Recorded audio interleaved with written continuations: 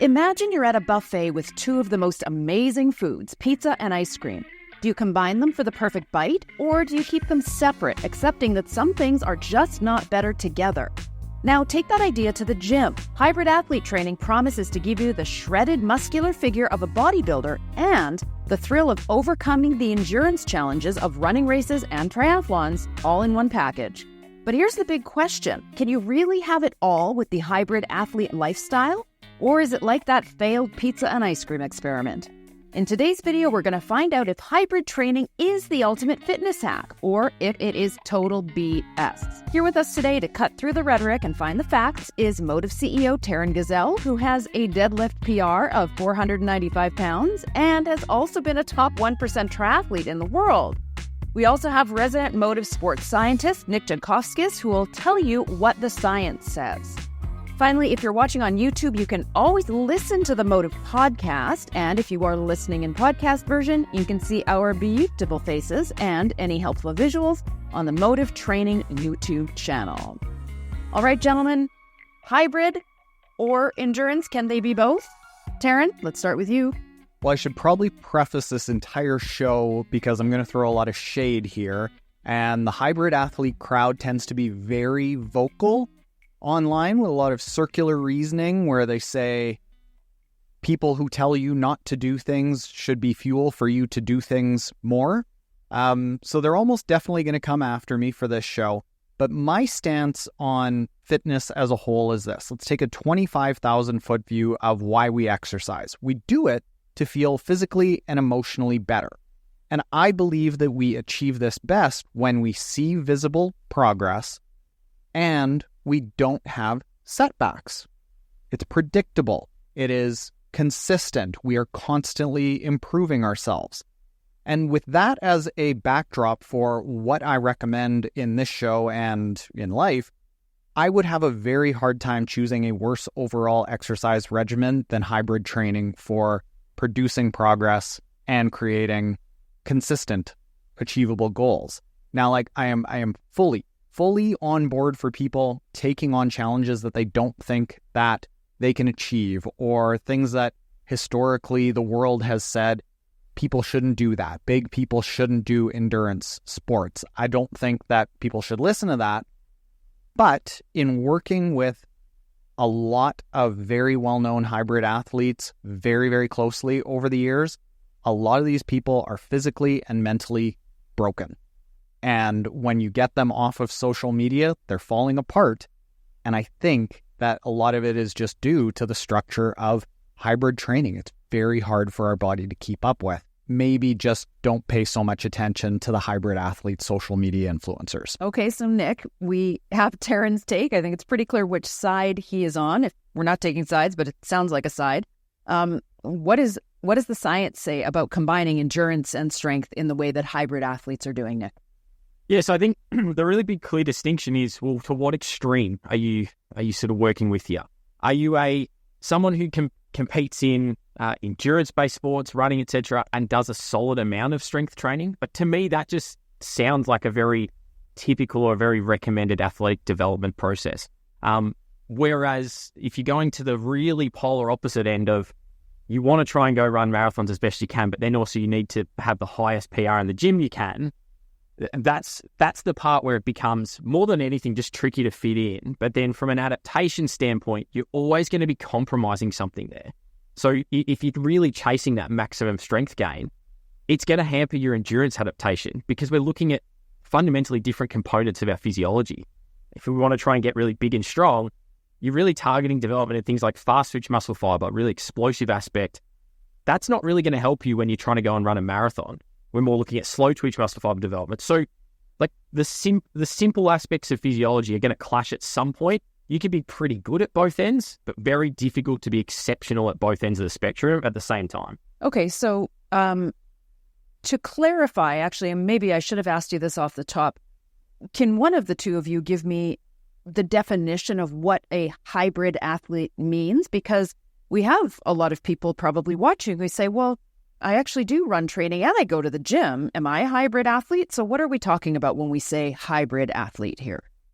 If I'm defining hybrid athlete, I think what they are getting at is what Nick led with. Somebody who is able to do weightlifting and endurance sports, which I think is fantastic. Very, very reasonable. I think what we see online is a completely perverted version of that, where you have a bunch of people who have lifted weights for a lot of years, are 25 to 35 years old in the most muscle building time of their life, have weightlifted and probably taken steroids for a lot of years, are jacked, and then going and doing a marathon or a half marathon or a triathlon with very, very little training and saying everyone else should too.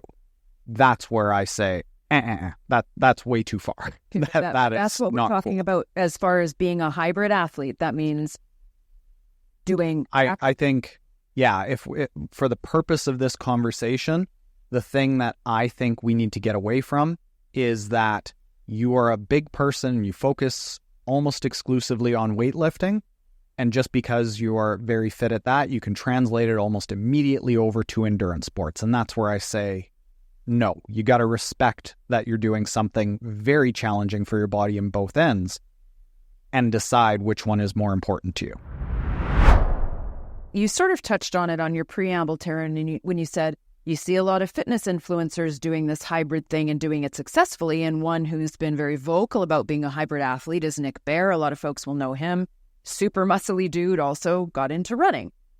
Nick Bare did it, seemed to do it well. Did he not?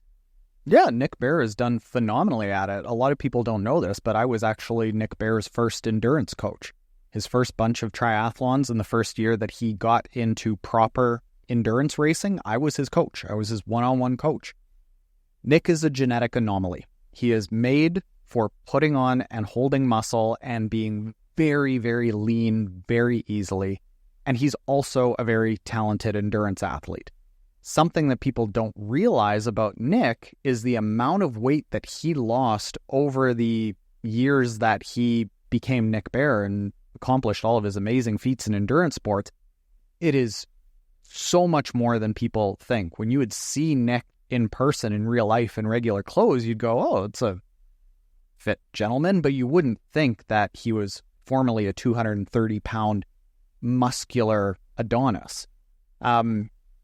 Being big is trying to be very anabolic. Endurance sports is very catabolic, so you're using muscle instead of building muscle. And either you're going to have a hard time gaining muscle or you're going to lose the muscle that you have. You're kind of looking at different things. So yes, the exceptions of Nick Bare don't prove the rule. And I would also say, was Nick good because of his muscles, or was he good in spite of them? I would say it's in spite of them. All of these people that are very, very big doing races that are 230 pounds, would they probably be faster if they were 200? I'd say yes, very clearly. So I think you're just looking at genetic anomalies that look amazing on social media doing some races, and they're not actually proving really anything besides it gets a lot of views on social media. So Nick, you work with tons of people in your lab. Do you see the same thing that Taren's talking about with this one specific example of a very famous popular influencer? Yeah, it definitely is a bit of, you can see these genetic anomalies is a great way to put it, where sometimes some people are just really good at everything. Having said that, you probably more so see you're going to end up sitting more to one end than the other. So naturally everyone's going to be on this spectrum of like, you're really explosive, powerful, the weightlifter type, the sprinter type. And a really good way to think about it is if you put everyone who did running on a spectrum of Usain Bolt through to Eliud Kipchoge, it's like we're all somewhere along a spectrum like that. Like not all of us are going to be the best marathon runner in the world. Not all of us are going to be the best 100 meter. But then we have this patch in the middle where if you're that sort of perfect balance, and from a training sense, you're doing most of the right things, you can swing yourself pretty well either way as you moderate and you bring those levers up and down. And this is where I guess at some point we have to also distinguish not just the hybrid athlete part, but then, well, what level of performance are we looking for here? Are we trying to go and win an age group in a triathlon after doing years and years of bodybuilding, or are we just trying to complete a triathlon? And I guess over the years, as the term athlete has become a a little bit more definition for someone who just trains consistently, rather than probably back 20, 30 years ago, athletes were sort of your Olympic personality. It's now, there's different sort of, I guess, connection to that word athlete that now means we're sort of looking at it on social media and you go, well, hybrid athlete, like, are they racing at an elite level, professional level? Arguably not. Maybe they're just pretty good in a triathlon sense or a running sense, and they're pretty good from a bodybuilding or weightlifting sense, but it's not going out and breaking records necessarily. And I think that's probably another little component where you have to look and understand the very, very top end. Like, you look at Ironman triathlon or half distance or the T100 series in the PTO. From a triathlon standpoint, like, none of those athletes would be exceptional bodybuilders or weightlifters. Like, there is a point in level of performance where you have to make a decision on which way do we want to aggressively train here to get the optimum result for that sport. But if we're looking at like general health and population and just wanting to be really fit and active, I mean, there's a reason behind why this hybrid component can work to just keep all of those components in check to get to a decent level. But again, that separation between the amateur, I guess, and the elite is a really key one in this whole debate too. Very, very rare to find someone 80 kilos, for example, running a marathon in the elite field and competing with the best of the best. It's just very unlikely to happen. I'm sure that there are people out there saying, okay, but, I go to the gym and I've built some muscles. I think I look pretty good now. And I also kind of want to try running a marathon because that seems really cool. Are we saying here that that's just not possible? You can never do both at the same time. If you've built some nice musculature, there's no way you're running a marathon, or vice versa. If you're, do a lot of marathons, good luck, you're not building any muscle. I absolutely want to get it very, very clear that that's not what I'm saying, that you can't do these things. I think that anyone who is trying to take these on and exercise and do strength training, all of these are all fantastic things. What I look at more than anything is if we want to set ourselves up for physical and emotional health, we have to do two things. Number one, I think we need to follow an exercise regimen that creates progress, because when we have progress, we get motivated, we are more likely to do it. Related to that, but kind of the flip side of it, also our exercise regimens need to make sure that we don't have major setbacks. Major setbacks are the number one reason that athletes encounter depression, because it's unpredictable. They aren't able to reach their goals. And then when I translate that into things like running, there are a few things that are sort of generally accepted as principles for following a run training program, which tends to be where most people start for achieving progress and reducing the likelihood of injury. You want to run about 3 to 5 times a week. You want to run about 30 to 60 kilometers per week. Have your longest run be over 21 kilometers so that you don't get into race day and all of a sudden it's this massive jump up in volume. And you only want to progress your long run, or you only want to progress how much you're training each week and your longest training runs by about 5 to 10%. Take all of that into account, and it means that endurance races are going to take months, if not years, to prepare for. The issue that I have with hybrid athletes is it's not really the hybrid athletes that I have an issue with. It's more the sentiment that you're a muscular person and then you can go and do a half Ironman or a half marathon or a marathon or whatever it is in just a few weeks of training because you're already really healthy. Well, that ignores all of these principles of running 3 times a week, running 30K, your longest run being long enough, and not ramping up too quickly. It opens the door for a lot of injuries to happen, and that's where I take issue with the hybrid method. It's more the hybrid message that I take issue with. So, yes, go and take on these races. What I would say is if you want to take on these races and do it safely, peel back on some of your very, very intense muscle building weightlifting and do more endurance specific weightlifting to maintain whatever muscle mass you have. Just turn that dial a little bit over towards endurance training and accept maybe you're not going to be out there PRing in weightlifting at the same time as taking on this new task of running or triathlon or whatever it might be. So again, Nick, with the people that you train, that you see hands-on, does that jive for you? Yeah, absolutely. It's manipulating those levers in terms of what are we trying to achieve right now? Are we trying to be a little bit better from an aerobic conditioning sense? Okay, let's invest a little bit more time into that. Because Taren's spot on, like the ability to build, if you're trying to put on 5 kilos of extra muscle, but also try to significantly improve from an aerobic perspective, like they're very, not opposite is the right term, but they're very contrasting, like training adaptations. It's very difficult. They're pulling the opposite way. Yeah. Yeah. I remember being in the gym once when I was very new to fitness and losing weight. And I said to a very well-known bodybuilder in the province, you know, I want to put on maybe 5 to 10 pounds and I want to cut down. And he just looked at me and he said, without steroids, man, it's not going to happen. You're asking a lot of your body, because there's just different times and different types of training and different nutritional needs for everything. If we want to create improvement, we have to position our training and our nutrition and our focus and everything in one direction, or our body's just going to want to stay how it is. Sorry to interrupt. No, that was bang on where I was heading with it anyway. And that's the aspect of this, that like it's not necessarily a bad thing to do both. Like absolutely, I'd recommend doing some strength training with your endurance, or if you're an endurance athlete, going and starting some strength training, whichever direction. But yeah, we are still coming back to, I guess, the extremes of it, aren't we? We're talking about you're really trying to go and put on 5, 10, 15 kilos of muscle, and then also trying to still perform from an endurance perspective. Like that's the part that's very, very difficult to do really effectively.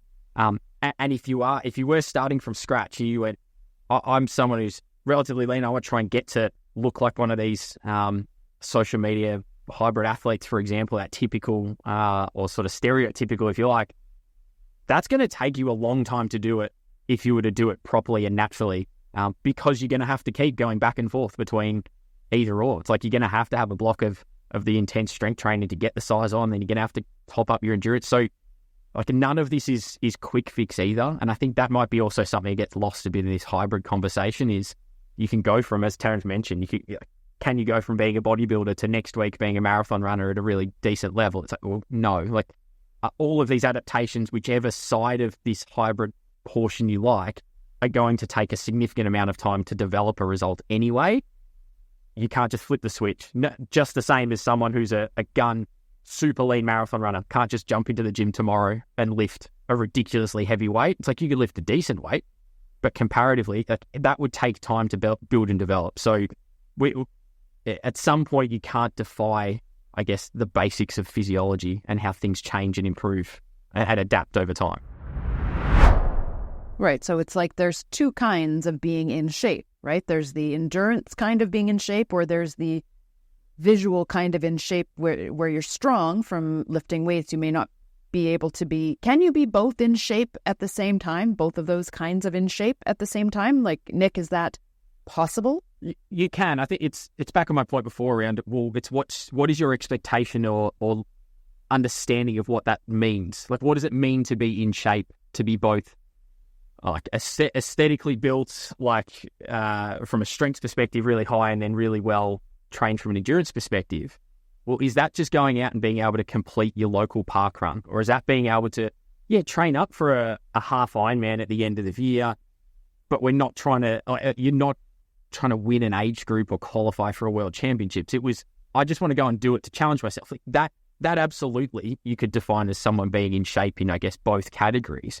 And I think that's the important message of, if you're just looking at trying to combine all of these aspects from a health, longevity, well-being perspective, great. From a performance perspective, that's the differentiating factor here. It's, if you're trying to go and win something, very difficult to do it if you're doing a bit of both. And this is where we see everyone starts to specialize at some point at the performance end, but from I'm just going to go and participate and enjoy training, enjoy staying fit and healthy. Like, you can fit a bit of both in and sort of sit a bit more in the middle. But as I said, you're compromising that top couple of percent that you might be able to get out of yourself. So that might mean in a marathon term, okay, we can't be as fast as what we potentially could get to if we put everything into our marathon training. We might be compromising a little because we've just got time invested elsewhere in our training to other adaptations. Or we can't lift as heavy a weight as a 1RM because we've done a little bit more running than what an Olympic weightlifter or a powerlifter would do. I mean, this is one of those things that very difficult to do multiple things at the same time and keep seeing increasing results. At some point, something in your training would have to give to allow you to open up that extra little bit that you can get to really max out your potential. I'd argue a little bit that saying, okay, you can do weightlifting and endurance and you just need to find a little bit of a balance at both is conducive to actual good longevity and good health. Something that I've experienced over the years, coming from, say, trying to look like the bodybuilders to then being an endurance athlete, and then after sort of retiring in endurance sports, bringing back in a lot more strength. What I found, and what I actually found in studies, was that traditional weightlifting, be it powerlifting or bench pressing or heavy squats or heavy deadlifts, those things are actually, I found, and the studies kind of showed when I found them, that they're actually not really conducive to overall health, because those big, heavy movements that you need to do for muscle growth to break down your muscles and rebuild the muscles, your body needs to get much more stable. So everything starts getting tense and tight and really locking itself into place to carry those heavy loads. And then you take that soreness of the muscles, that tight body where everything's locked in, to endurance sports, and all of a sudden you're adding compression onto a really tight lower back, for example. It made my injuries worse. The injuries that I finished endurance sports with didn't get better. They got worse, like so bad that I had to lay down on the ground for 6 weeks out of the first couple of years out of endurance sports. And it wasn't until I said, hey, wait a minute, I'm really not feeling good. Maybe I should do a little bit lighter, a little bit less, I'm going to put muscle back on kind of lifting, and just start focusing on functional movements and moving well and rotating and being strong at my ends of range of motion, that all of a sudden I started feeling good again. I would caution people to think really, really hard about what type of weight training you're actually doing if you're combining weight training and the compressive nature of endurance sports, like compression on your back, compression on all your muscles and your joints. I've found that it hasn't really worked super well for me, and studies are starting to sort of show that not all strength training is conducive to good performance and injury resistance. Yeah, I think this is, again, it's this important distinction of, well, what's the level we're going to, and at various stages of age where you're at from a training history perspective, this is where the definition of, and I guess this is the blurred line of hybrid in general, isn't it? Like, what are you actually defining yourself being in terms of this hybrid process of, yeah, the really aggressive stuff. Like if you're a 55-year-old amateur runner that has been running for years and you're jumping into strength training, don't go and put a bar with 100 kilos on your back straight away. Like there's process to it, but then also, do you even need to get to that point? Like again, what sort of space are we trying to fill here? Like, if you're jumping in from a hybrid perspective and wanting to go, I want to do bits and pieces of training, because I'd counter that with, there is a lot of evidence to suggest the strength training is really important. But when you look at the evidence of the strength training being really important, it's not being a bodybuilder. It's just having enough in your training week to still stimulate the nervous system a little bit, maintain a little bit of muscle overall. Like none of that is, we're trying to put on 15 kilos of muscle at 55 or 60 years of age. We're just trying to make sure you can stay coordinated and your muscle, tendon, bone health, your joint health is being maintained for as long as we can when we talk about the longevity piece. So again, it's I hope I haven't bogged everyone down with too many semantics on the definitions or like the levels aspect, but I think that's the really important aspect to this discussion is going all in and being like, I'm going really aggressive bodybuilder. Yeah, sure. For a lot of people, it's not the way to go. And you don't even need to get to that point.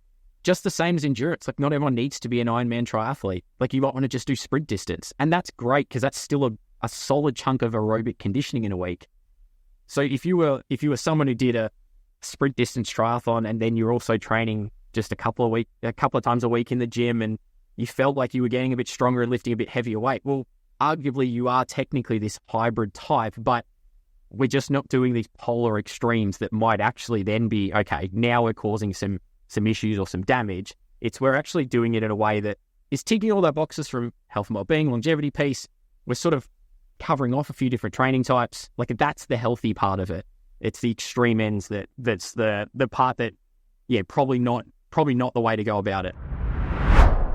We've made the points that don't believe everything you see on social media, that some of these folks who are calling themselves hybrid athletes and who seem to be able to have the best of both worlds at a super high level, they may not be accurately portraying what life is really like. And then for the average person, it's all about keeping your expectations in check and what are your actual goals, etc. But I would imagine people are asking, like, look, I know that weight training is supposed to be really good for you to help reduce your injury risk and to improve your performance in endurance sports. So can we talk a little bit about that just to clarify, when we're talking about just regular people out there, that's true, right? Like, weight training is actually good for us, even if we are an endurance athlete.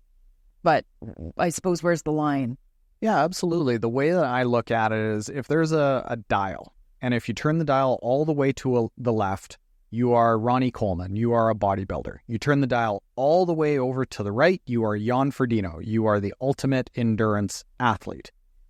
I think that the message that's being sent is that you can turn the dial all the way over to the left, look like a fit Adonis, big shoulders, muscles, for females, starting to get very, very thick and like phenomenally strong and all that great stuff.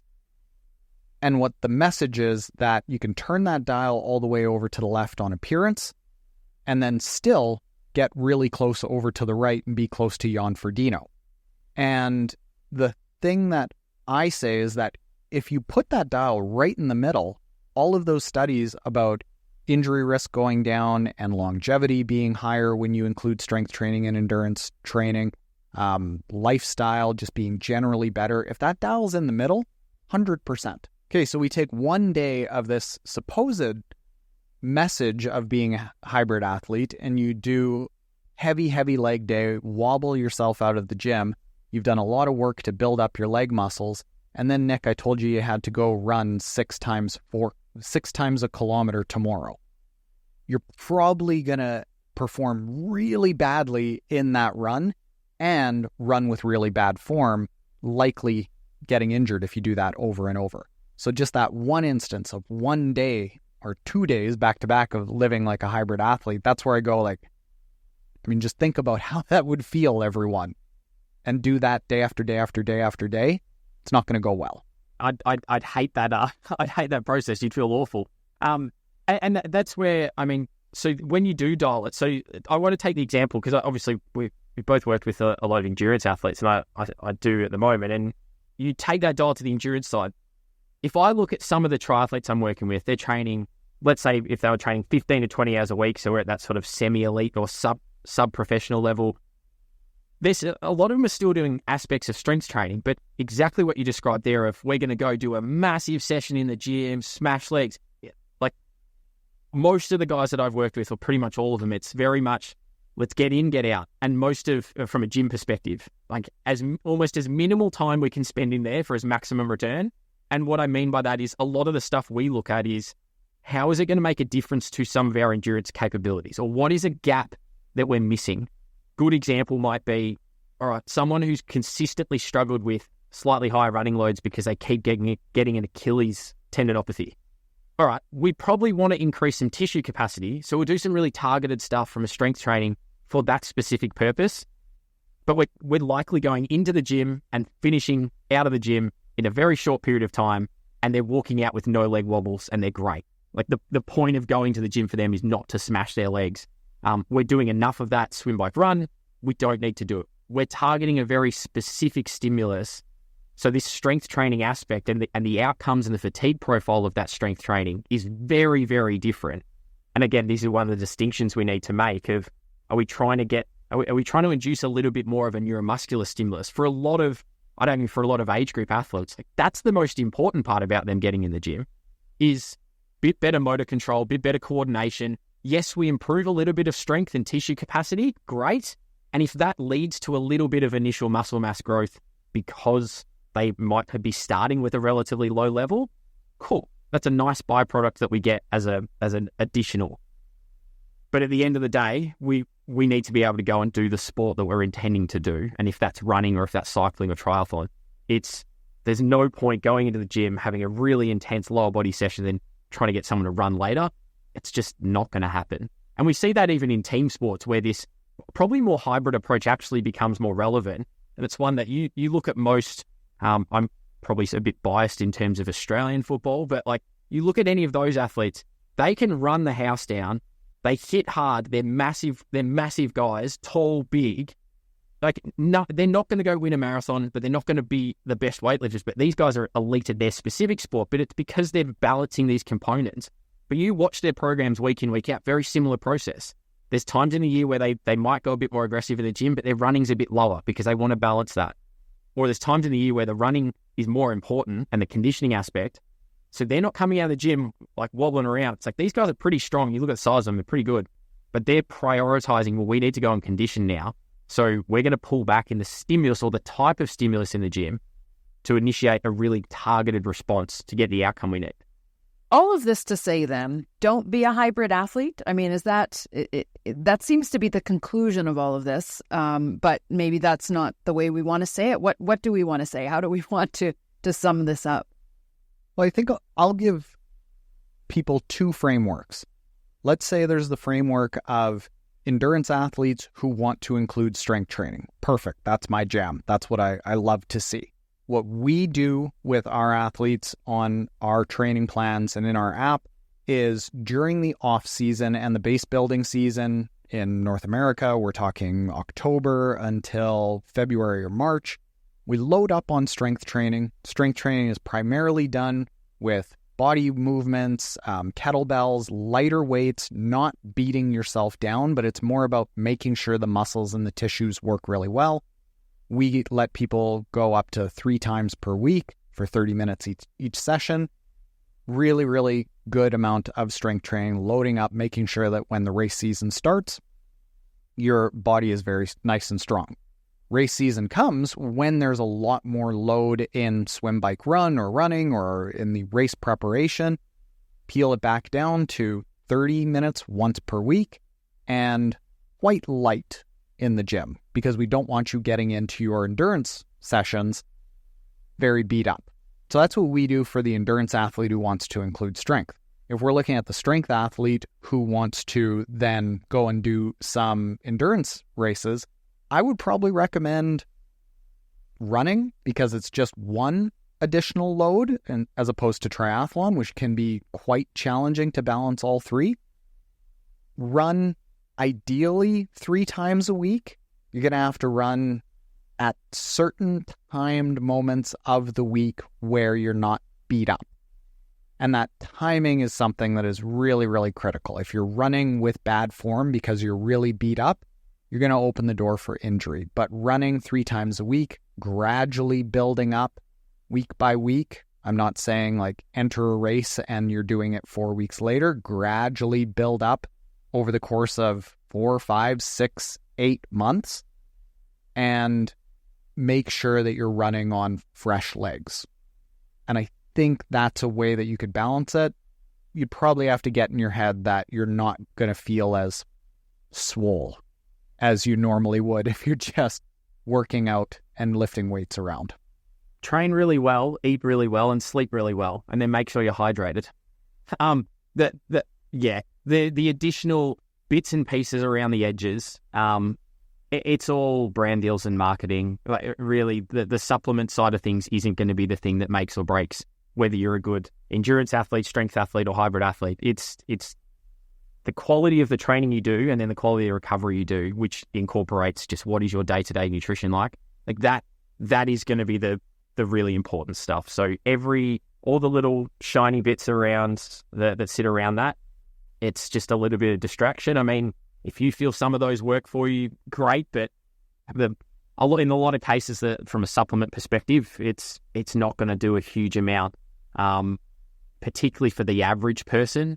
Maybe when you're pushing the extremes, okay, a little bit more protein might be helping, but for the most part, a lot of that is just kind of a bit of noise.